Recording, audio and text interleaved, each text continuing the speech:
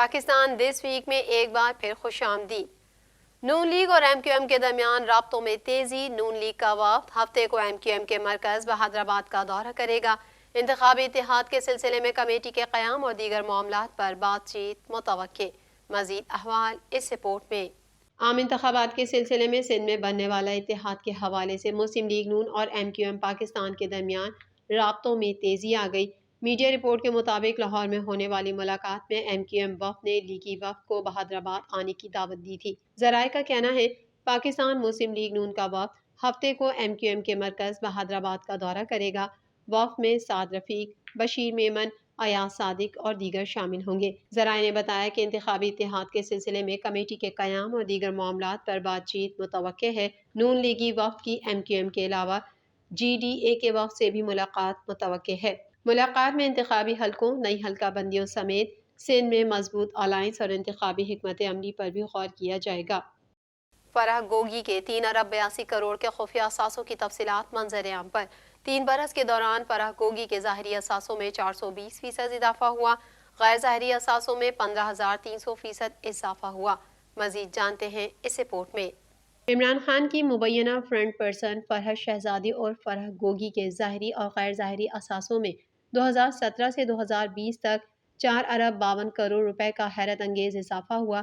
فرح گوگی نے 2020 میں 95 کروڑ روپے کے اثاثوں کو تسلیم کیا، مگر اس سے ہٹ کر ان کے غیر ظاہری مگر ملکیتی اثاثے 3 ارب 82 کروڑ روپے ہیں۔ میڈیا رپورٹ کے مطابق پی ٹی آئی کے 3 سالہ دور حکومت کی کرپشن کی داستان سامنے آ گئی۔ عمران خان کی فرنٹ پرسن فرحت شہزادی اور فرح گوگی کے ظاہری اور غیر ظاہری اثاثوں میں 2017 سے 2020 تک 4 ارب 52 کروڑ روپے کا حیرت انگیز اضافہ ہوا۔ صرف 3 برس کے دوران فرح گوگی کے ظاہری اثاثوں میں 420%، جبکہ غیر ظاہری اثاثوں میں 15,300% اضافہ ہوا۔ یہاں یہ بات قابل ذکر ہے کہ یہ اثاثے فرح گوگی کی ذاتی ملکیت ہیں، جبکہ احسن جمیل گجر اور باقی رشتہ داروں اور حصہ داروں کے اثاثے علیحدہ ہیں۔ علاوہ ازیں فرح گوگی، احسن جمیل گجر اور ان کے پارٹنرز کے ملک بھر میں 102 بینک اکاؤنٹ سامنے آئے ہیں۔ ان کی کل مالیت 14.5 ارب روپے ہے۔ یہ اس پیسے کا حصہ ہے جو چیئرمین پی ٹی آئی کی فرنٹ پرسن کے طور پر لیا گیا۔ فرح گوگی کے پاکستان میں موجود بینک اکاؤنٹس کی تعداد میں 2019 سے 2021 تک مسلسل اضافہ دیکھا گیا۔ 426 ملین روپے کا سرمایہ صرف ایک اکاؤنٹ میں 2018 سے 2022 تک 47 ٹرانزیکشنز کے ذریعے آیا۔ ایس ای سی پی ریکارڈ کے مطابق فرح گوگی 8 کمپنیوں میں حصہ دار ہیں۔ چیئرمین پی ٹی آئی کی معاونت سے فرح گوگی نے 2018 میں ایمنسٹی اسکیم کا بھی فائدہ اٹھایا۔ 889 ملین روپے سے زائد کالا دھن پوسٹنگ، ٹرانسفر، سرکاری ٹھیکوں کی مد میں ریگولرائز کرایا گیا۔ لاہور میں بارش سے اسموگ میں کمی، لاک ڈاؤن بدستور نافذ۔ 3 روز کے لیے بینک، تعلیمی ادارے بند رہیں گے۔ لاہور سمیت مختلف شہروں کے جزوی لاک ڈاؤن میں تبدیلی۔ مزید احوال اس رپورٹ میں۔ لاہور میں دفعہ 144 کا نفاذ کرانے کے لیے پولیس نے کریک ڈاؤن شروع کر دیا۔ پولیس نے لاہور میں دفعہ 144 کا نفاذ کرانے کے لیے عابد مارکیٹ میں کریک ڈاؤن کیا اور کھلی دکانیں بند کروا دیں۔ اس دوران مزاحمت کرنے پر ایک دکاندار کو حراست میں لیا گیا۔ واضح رہے کہ D I G operations Lahore Ali Nasir Rizvi نے اسموگ کی شدت کے باعث لگائے جانے والے اسمارٹ لاک ڈاؤن پر سختی سے عمل درآمد کا حکم دیا تھا۔ بعد ازاں D I G operations Lahore Ali Nasir Rizvi نے پولیس کی جانب سے زبردستی دکانیں بند کروانے کا نوٹس لیتے ہوئے ایس ایچ اوز کو زبردستی مارکیٹیں بند کروانے سے روک دیا۔ پنجاب حکومت کی جانب سے لاہور سمیت مختلف شہروں کے جزوی لاک ڈاؤن میں تبدیلی کر دی گئی۔ حکومت پنجاب نے 8 اضلاع میں مارکیٹس جمعۃ المبارک کے روز کھولنے کی اجازت دے دی ہے۔ محکمہ پرائمری ہیلتھ کیئر پنجاب کی جانب سے ترمیمی نوٹیفیکیشن جاری کر دیا گیا ہے۔ نئے ترمیم شدہ نوٹیفیکیشن کے مطابق شاپنگ مال سمیت مارکیٹس آج کھولی جا سکیں گی، جبکہ ہفتے اور اتوار کو بند رہیں گی۔ فیصلے کا اطلاق لاہور، ننکانہ صاحب، شیخوپورہ اور قصور میں ہوگا۔ نوٹیفیکیشن کے مطابق فیصلے کا اطلاق گجرانوالہ، نارووال، حافظ آباد، سیال کوٹ پر بھی ہوگا۔ آج بروز جمعہ شاپنگ مال اور مارکیٹس معمول کے مطابق کھلیں گی۔ ریسٹورنٹ، سینما، جم بھی آج کھلے رہیں گے۔ دوسری جانب حکومت پنجاب نے اسمارٹ لاک ڈاؤن کا نوٹیفیکیشن جاری کر دیا۔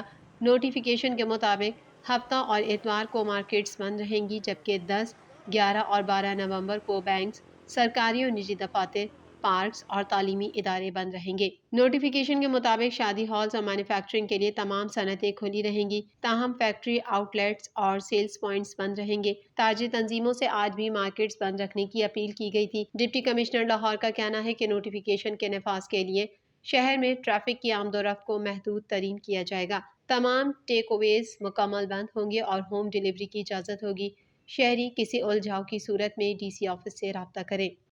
कारोबारी दुनिया से भी खबर शामिल कर लेते हैं। IMF का रियल एस्टेट से टैक्स वसूली सख्त करने का मुतालबा। FBR रमा बरस के अख्तिताम की मुमकिन रेवेन्यू रिपोर्ट IMF को दे दी। रिटेलर्स पर फिक्स टैक्स आयद किया जा सकता है। मजीद तफसीलात इस रिपोर्ट में। IMF के साथ पाकिस्तान की मौशी टीम के मुज़ाकरात जारी हैं, जबकि इस दौरान आलमी मालियाती फंड के मुतालबात भी हर सेशन में सामने आते जा रहे हैं। जिन शोबों से टैक्स वसूली कम है वहाँ टैक्स पॉलिसी मौसर बनाकर इन्फोर्समेंट की तजवीज़ दी गई है। फेडरल बोर्ड ऑफ रेवेन्यू ने रवा साल के अख्तिताम की मुमकिन रेवेन्यू रिपोर्ट IMF को दे दी, जिस पर IMF मिशन 2 रोज तक जवाब देगा।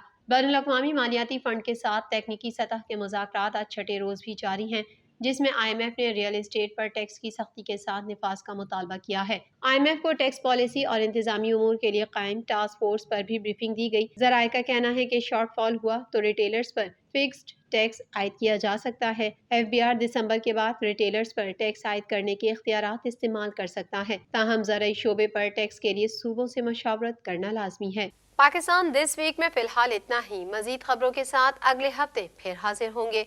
जब तक के लिए अपनी मेज़बान को इजाज़त दीजिए। अल्लाह हाफिज़।